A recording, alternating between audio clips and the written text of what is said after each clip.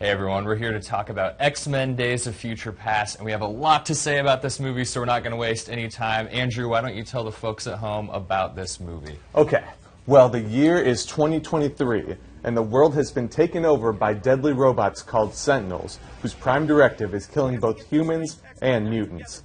In order to stop this bleak future, Kitty Pryde must use her mutant powers to send Wolverine's consciousness back to 1973, where he can gather several mutants to halt the mass production of these deliverers of doom.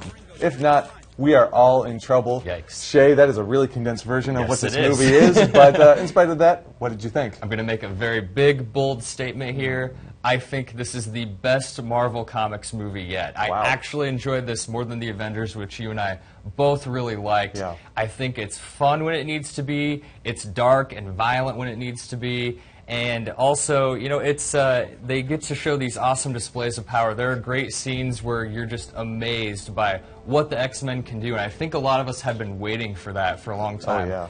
The best thing about this movie is that they rely on a very strong cast.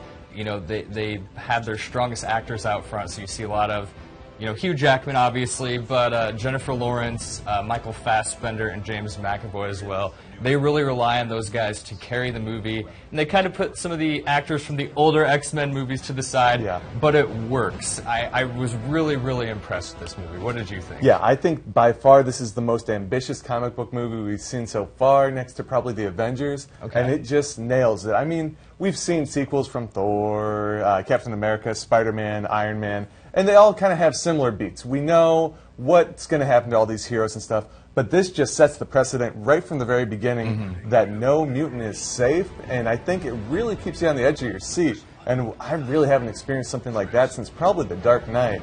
So Yeah. I was just incredibly impressed by this movie. Our expectations were both high, and it exceeded them. Yes, it did. What would you give it for a rating? I'm going to give it a 4.5.